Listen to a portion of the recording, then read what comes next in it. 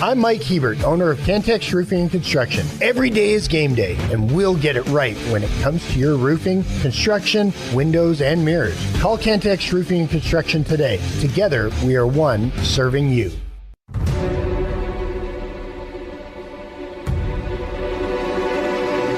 The podcast that finishes your workday in a very Red Raider way. This is the Tech Talk Podcast from Double T 97.3, presented by Cantex Roofing and Construction. Happy Wednesday. It is Tech Talk here on Double T 97.3, DoubleTSportsNetwork.com, and the Double T 97.3 mobile app, brought to you by Happy State Bank. We are live for 3 hours from the First United Bank studio. You can reach us on the Yates Flooring Center chat line. Thoughts, comments, questions, all of that welcome there. Or you can call us on the Visual Edge IT hotline. That is open, 806-771-0973. If you would like to watch us, you can do so in the app. Also on Fox 34 News Now and on YouTube. And if you have Facebook, Twitter, or Instagram, you can follow us there. Just look up Double T 97.3. Clint Scott, Dr. Mike Gustafson, Kyler Brown. We were worried if he was going to show up. He is here. No Dallas Mavericks gear, but a little mini min to start us out. And it was a win over Baylor last night. Chance McMillan in Fuego. Yeah, the young Puddin in there affirming his place atop the 97.3, 100.7 producer DJ skills. It's not even DJ close. DJ Puddin in the house. Yeah, that was something else. I mean, from Coach McCasland coming out to that song, which I don't know that he had any control over that. I would very much doubt that he was like, hey. No, probably not. This is my new walkout song. Post-ejection, him coming out to that, the students got it. They were into it. And then away we go. So much to talk about that with that game, but just first impression, just right out of the jump, students impeccable. Yeah, I'm sure the target demographic of our show isn't the student body over there at Texas Tech, but if anyone who is a student at Texas Tech is listening right now and attended last night, you are to be commended. Tell your friends that we endorse your involvement and hope for more.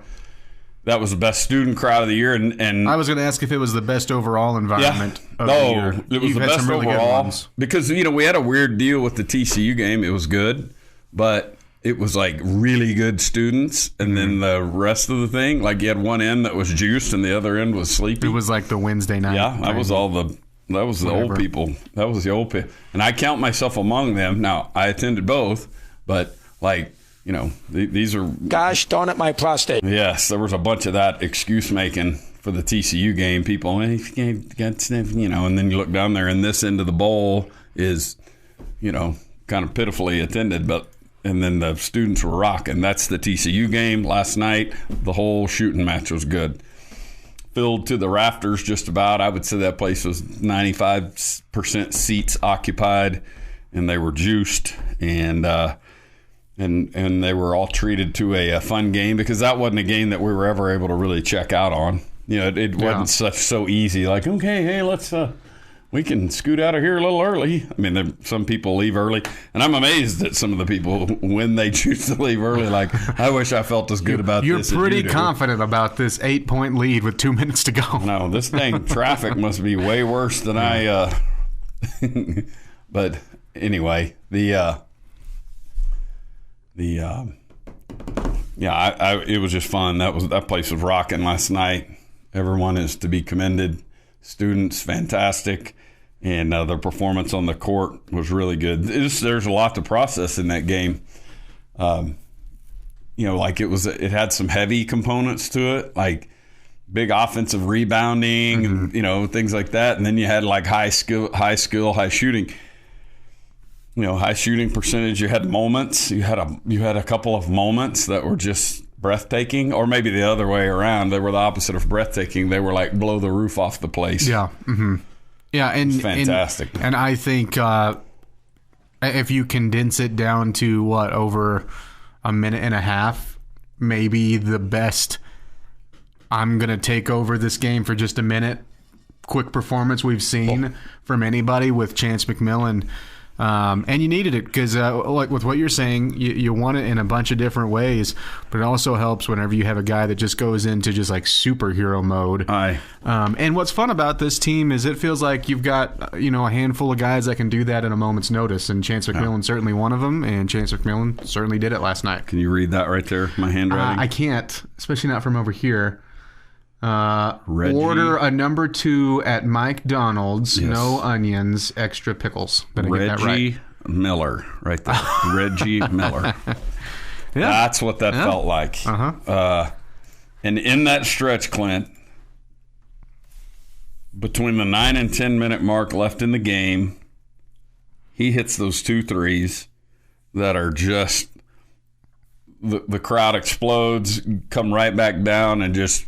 There probably was an element of, although he's earned it, that you go, I'm okay with him taking that shot because he's able to step into it and be on time and his feet are right and all that. It wasn't a forced three, but you're kind of like, man, if he misses that, it's not a great shot because hey, it went in. But just charged the thing. And so much so that they call a quick 30-second timeout. Baylor does. They come out of the timeout, turn it over, and what do? Fetty dunk. Yeah. And so like you had in this 60-second stretch between the 10 and 9 minute mark, just that the roof blew off that place. Like just, epic 3 followed by more epic 3 followed by like just turn and jog away. Heat. There's nothing more satisfying than to have the opposing coach go like, all right, timeout, I'm angry, we got to talk about this. And then the first thing that happens is something great for you on top of it, like it didn't matter. That's incredible. Yeah, and you're just like, hey, hey, you got to guard that guy, coach. He was 30 feet out. Like, he was 4 steps, but like, he was closer to the logo than he was the 3. And boy, that's what you want. Yeah, I mean, it really is. And then you follow it with the turnover and the dunk coming out of the timeout. So it's like, okay, and all of that to say, we go forward to 3 minutes left. Baylor's down 5 with a 1-on-1. I mean, it could have cut that to 3, and that's what I'm saying. We were never able to fully relax, but in some ways that win is more satisfying because of that. It was a good classic Big 12, like wire to wire makes it sound like, oh, you won in the last second, but wire to wire that they fought the whole time, and they showed a lot of good stuff on their end, and you answered it. And the 14-point lead at the end was the biggest lead all night. It is Tech Talk on Double T 97.3. Put together with Red Raider fans in mind. This is the Tech Talk Podcast from Double T 97.3, presented by Cantex Roofing and Construction.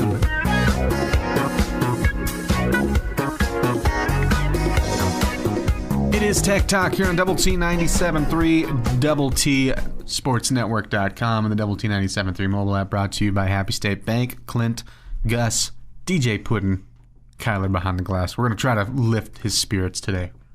Forget that Luka Doncic was ever even a Mav. It never happened. Yeah, they're going to make me shed a tear. We got this question. What did Grant McCasland come out to? It was 50 Cent's Many Men. Yeah, it was the song we played when the show started, Probably the clean version. Yeah. Both. We played the clean version, too. Because I didn't want us to get I'm just saying, if you jump over there and start playing it and you're aghast, if you're searching for it on YouTube. If you were paying attention at the start and you heard a lot of spaces in between, that wasn't by design. Yeah, that's he had other things to say. But the whole idea, it's a guy, it's in the gist of the song, like they tried to get rid of me and now I'm still here kind of thing. Yeah. That's so the pertinence to the situation is they ejected him, did all the things, and he's back. This on the Yates Flooring Center chat line. Luka said ESPN matchup predictor for Tech versus Arizona is only giving Tech a 32% chance to win, even with us beating them earlier in the season and being on a 7-game win streak. What gives? I mean, part of it, I think, is you're switching it from home to road, where first time when you see them here at Lubbock, and obviously this time you're going to see them in Arizona. But I think Arizona is legit good, like really, really good, deep run in the tournament good. and they certainly have the guards for it. And although you end up winning the last game, by like 15, 16 points, that game was really close through the bulk of it. And then you took off there towards the end and made it look a little worse than what it was. I think, and I'm curious what the line. I don't think it's out yet, but I'm curious what the line will be, and specifically what it'll be by the time you play that game on Saturday. Because it's just the matchup predictor, it's just the percentage. It's not saying that, like, hey, we think Arizona's going to blow out Texas Tech and they don't have any chance, or whatever metrics are going off of there. But I mean, that's going to be a really, really tough place to go win. But so was Houston, right? So I see where the question is there. But I mean, Arizona's legit good. Oh yeah, yeah. Don't. There's a reason they're 10-1 now. Yeah, they're a game ahead of us in the standings, and it's a hard place to play. We'll see about that point spread. I'm sure it'll be a close point spread. Texas Tech at this moment, number 7 in the net ranking. Arizona at this moment, number 9 in the net ranking. Tech now 5-2 in quad 1 games, 2-2 in quad 2. There you have it. Yeah, that's that puts you in some lofty space there in terms of seeding and things like that. I will say this: like when you look at the schedule of what's left, I thought as a whole the back 10 was tougher than the front 10. Although when you look at what you did was still obviously incredibly impressive, going 8-2 through the first 10 games, and especially sitting where your 2 losses came early on that stretch.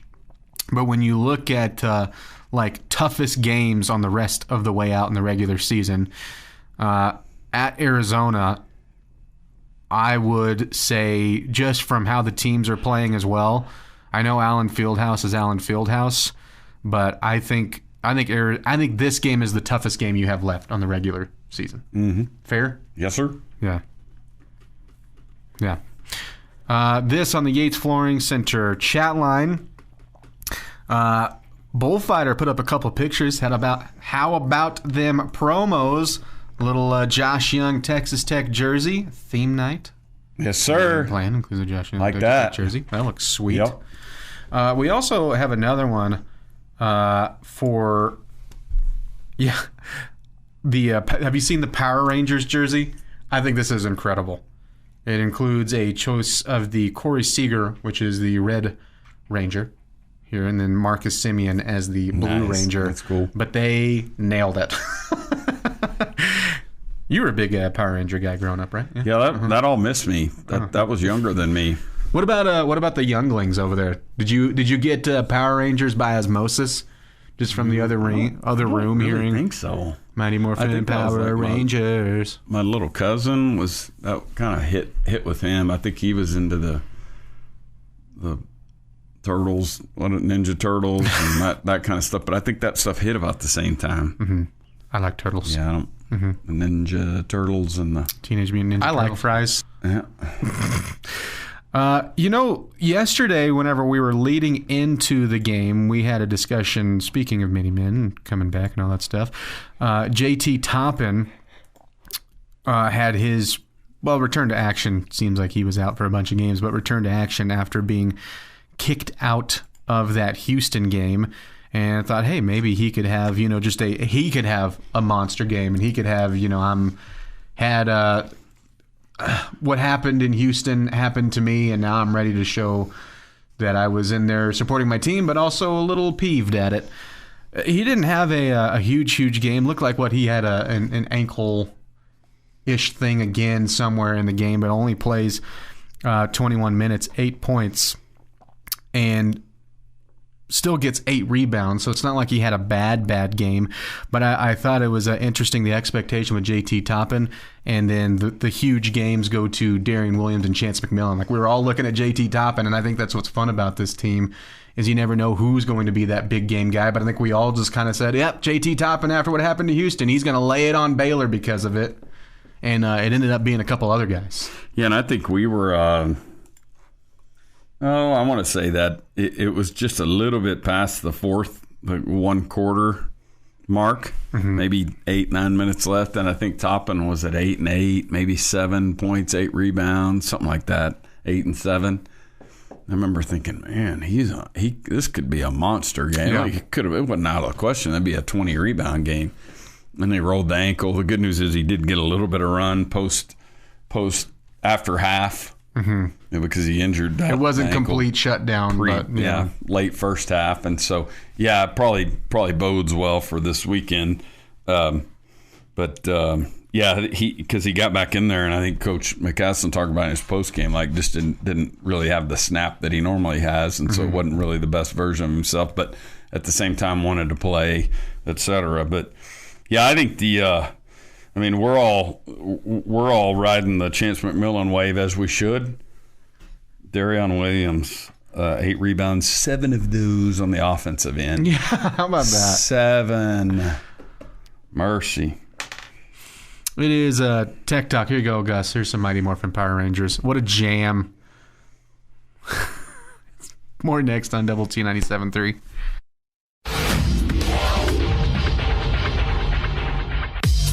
It's every Red Raiders' favorite podcast. This is the Tech Talk Podcast from Double T 97.3. Presented by Cantex Roofing and Construction.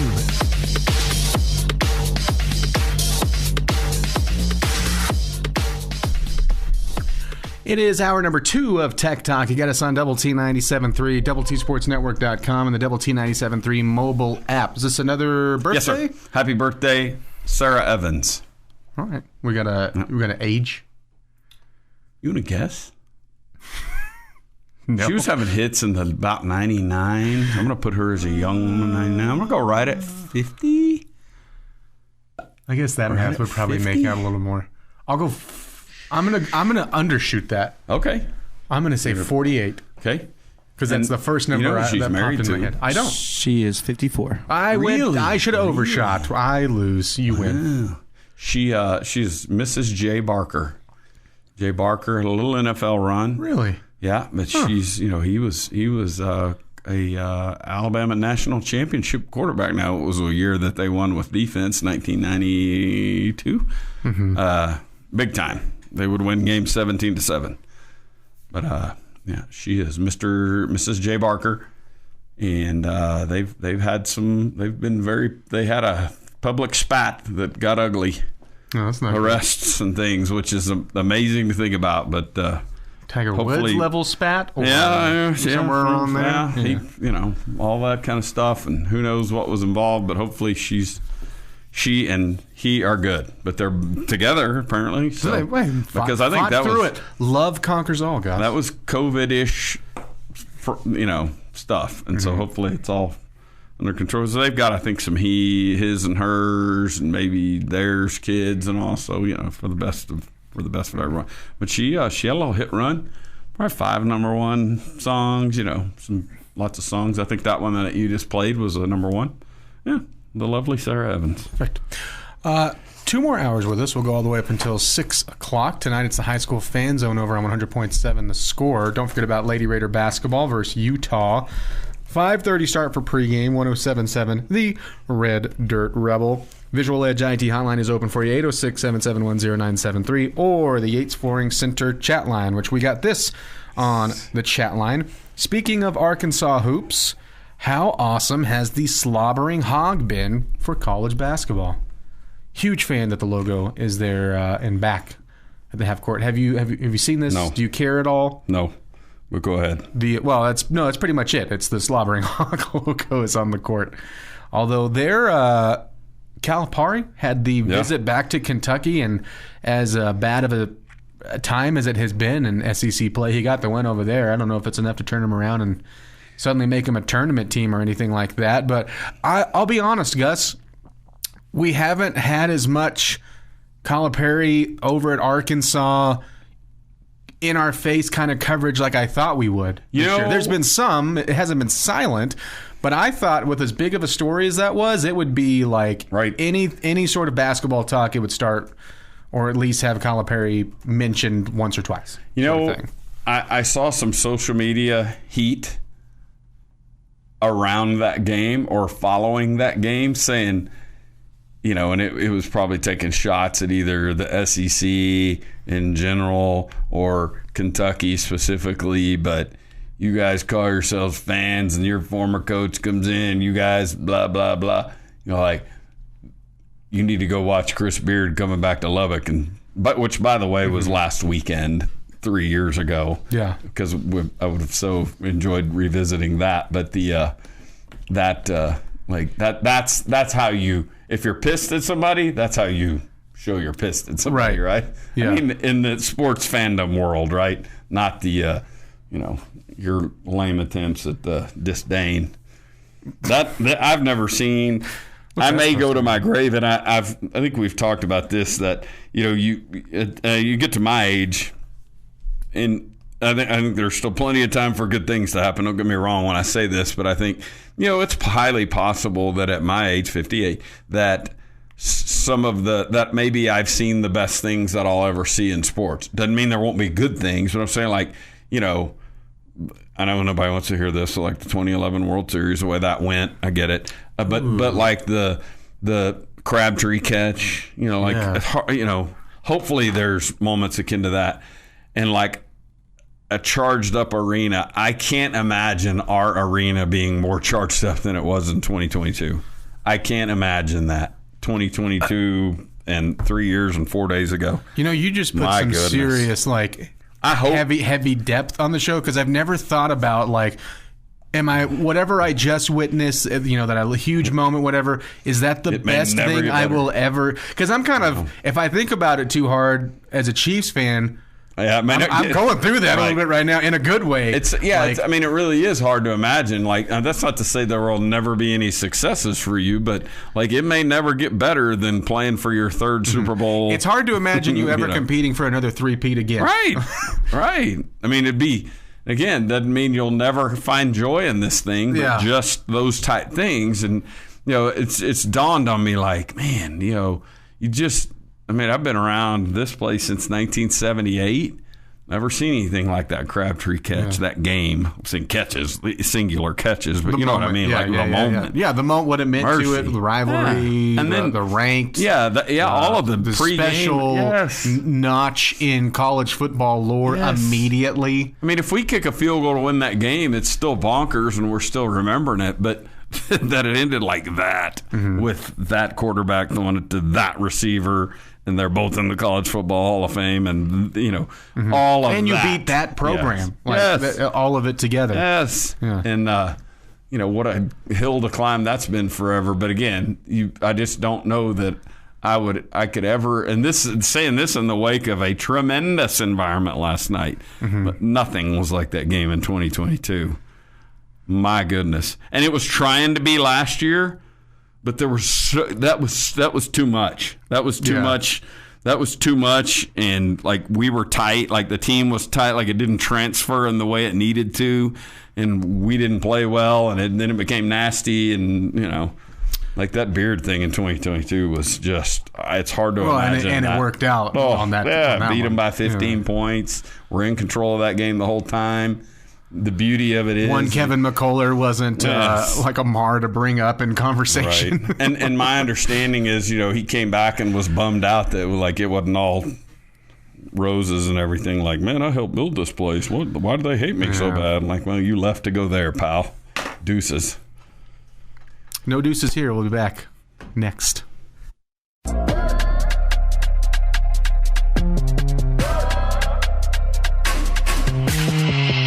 Podcast put together with Red Raider fans in mind. This is the Tech Talk Podcast from Double T 97.3, presented by Cantex Roofing and Construction. This is Tech Talk here in Double T 97.3, DoubleTSportsNetwork.com, and the Double T 97.3 mobile app, brought to you by Happy State Bank, Clint, Gus, and with our play of the day. Sports fan, as a Mavs fan, and as a Cowboys fan. Luka is a generational superstar, and it is beyond sad to see him leave. And there was a lot of moments right there. Those are four of my probably top favorite Luka moments. The very last one, though, is probably my favorite. We were playing the Knicks. We were down 10 points with 20-something seconds left. That shot, he purposely missed the free throw, got the rebound, and put it back in. And his little dance that he did when he did that, shaking his hands all crazy, smiling on his face, that moment there was definitely my favorite Luka moment.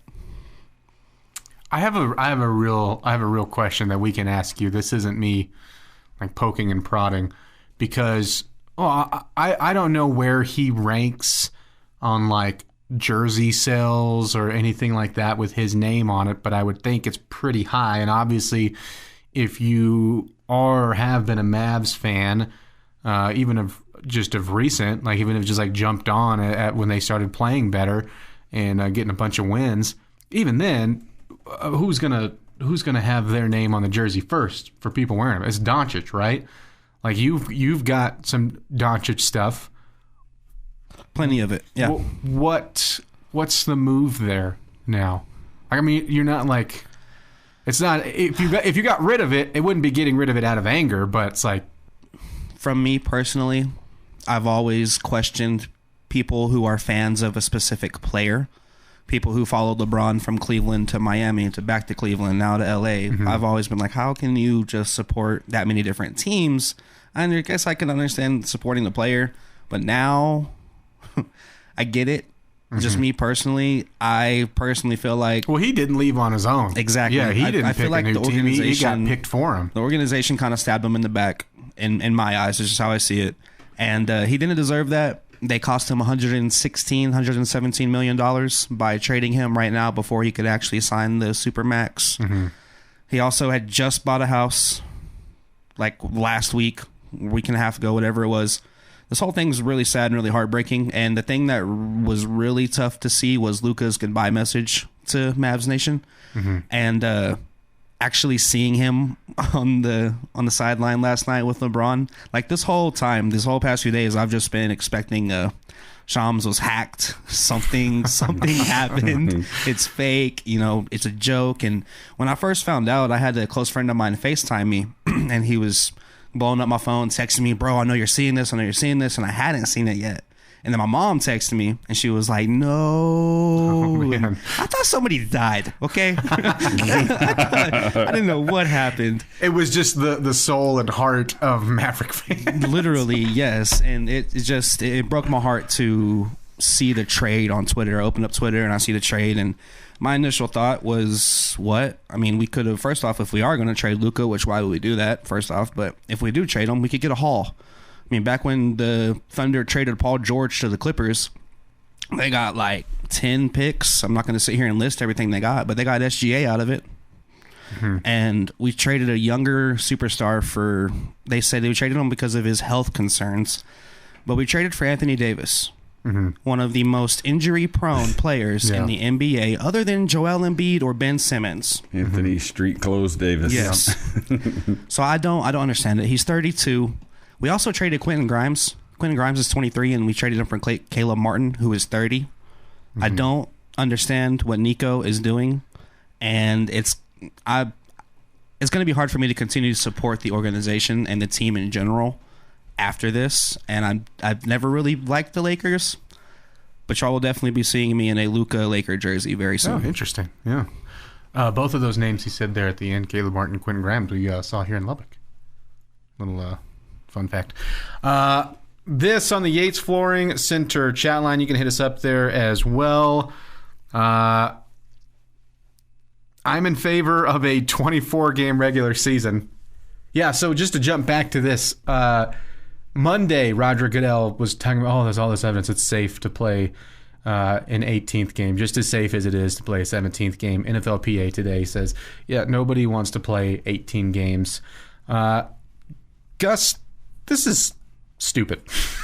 If you're coming at it from like a health and safety concern, a league that has, I think, has just taken huge steps in one direction to be like, we mean it when we say we're worried about the health and safety of our players, whether rules or looking up with concussion protocols and things to hopefully soften some blows and all of that stuff. And then they're like, oh, by the way, we're going to play a 17th game. And now it's like, oh, by the way, we want to play an 18th game because money.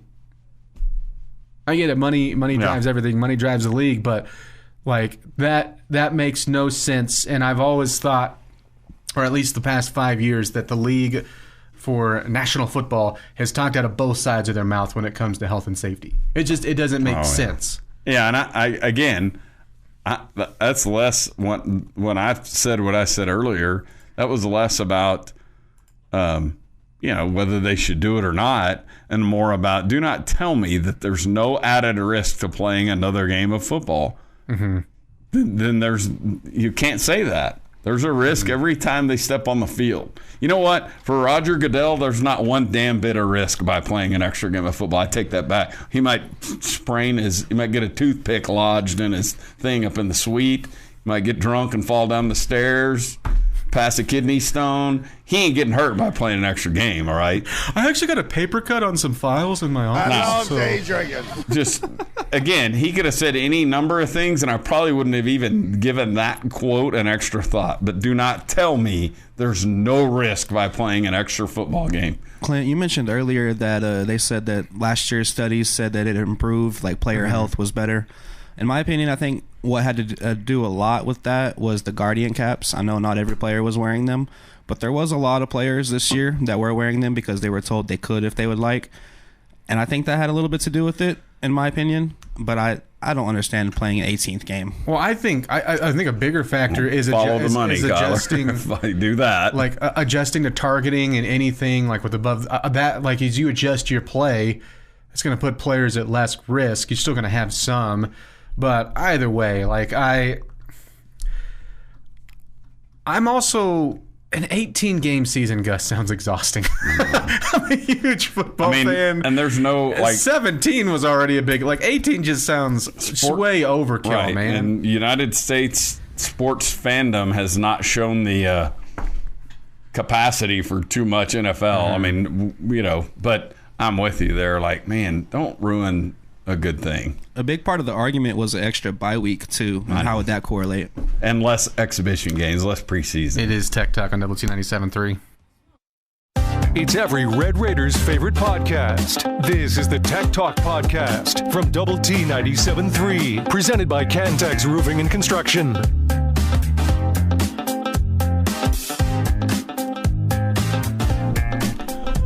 It is Tech Talk here on Double T 97.3. Guess it's Super Bowl week. Mm-hmm. And man, there's been some major headlines throughout professional, college sports, all that sort of stuff. But are you Super Bowl partying with anybody? You keeping it low key? What's the move this weekend? I'm get together with Brooksy and his wife, watch a game, but I don't. He's doing some. We're gonna rage. Some wings, stuff like that. Yeah, pizza, I don't know. Various dips. I don't know. A little crock pot full of saucies. Little weenies? Little smokies. Little smokies? Mm-hmm. Okay, solid. Maybe. Solid. I don't know. Solid. All right. You know what? I've made it this far by not complaining about that kind of stuff. Just show up. I complain about one Super Bowl food. Is that right? One party food. Too much celery for Clint. No, I actually like celery. It's got to be dipped in something. I mean, it just tastes like nothing without He's anything. not a monster. Yeah. No, it's 7-layer dip, especially if it's store-bought.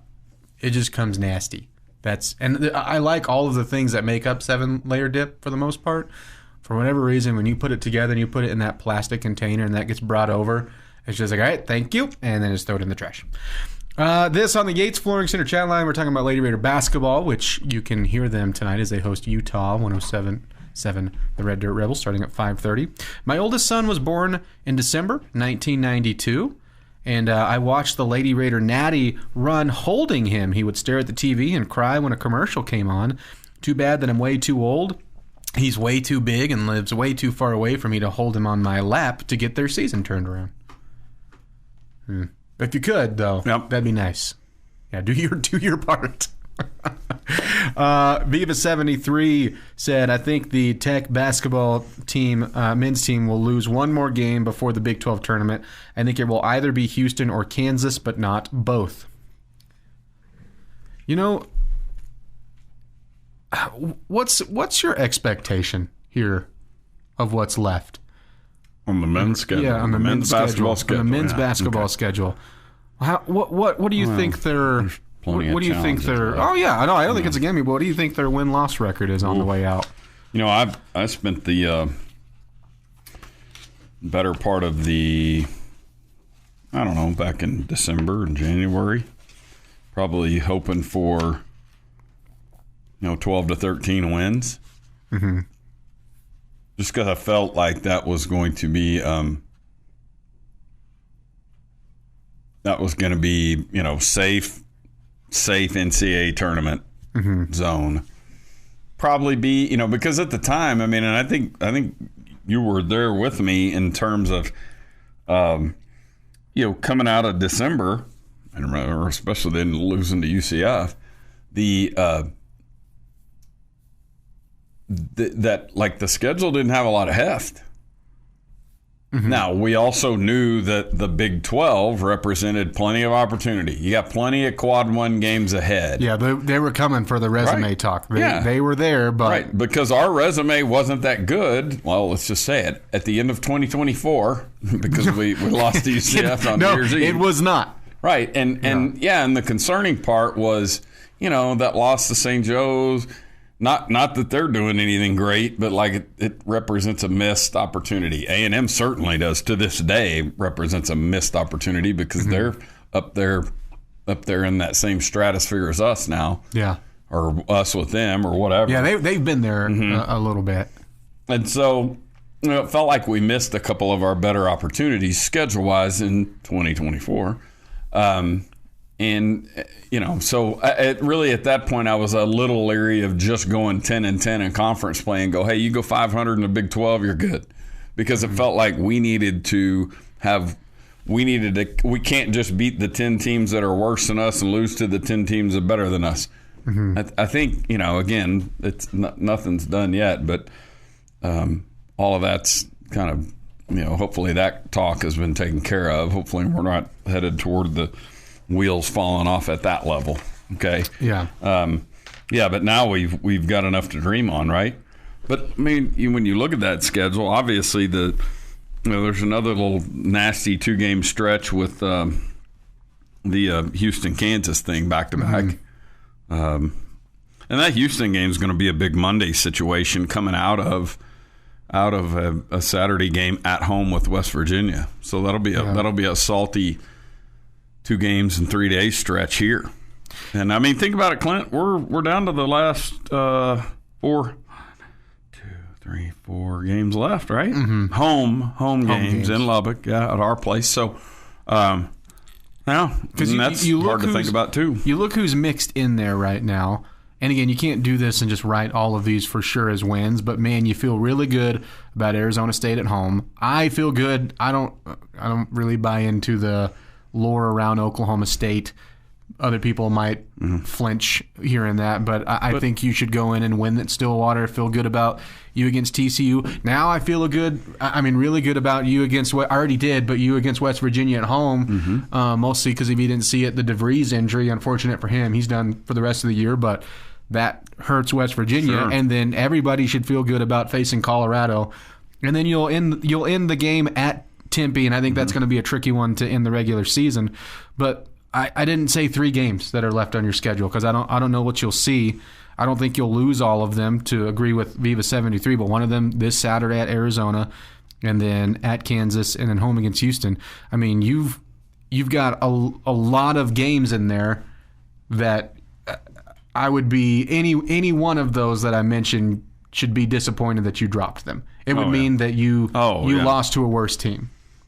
And those are, that game in Stillwater. None of those are going to be just walk in the park kind of stuff. It's just like anything in the Big 12. You have to show up, you have to focus, you have to do all the coach speak things, and it's coach speak because it is true. You want to be healthy, you got to go play well, etc. I think we're all keenly aware of that. But I think we can get to my win totals safely, and then if you knock off, if you can get in this Well, Arizona, Houston, Kansas, of those remaining 3 games there, if you win 2 of those 3, you're probably say this. Really if you did happen to drop all 3 of those games and you're sitting at 15-5, and I told you before the season even started, knowing that it was going to be a 20 game, you have the 2 extra games, Big 12 play. If I said, hey, you're going to go 15-5 this year, you feel pretty good. And if you're at that mark, you're going to be a pretty high seed in the tournament. By the way, Lenardi has you as a 3 seed as of today, so that stock is only climbing as you just keep winning games. That's how that works. It's Tech Talk and Double T 97.3. This has been the Tech Talk Podcast, presented by Cantex Roofing and Construction. Check out our library of Double T 97.3 podcasts at doublet97.3.com.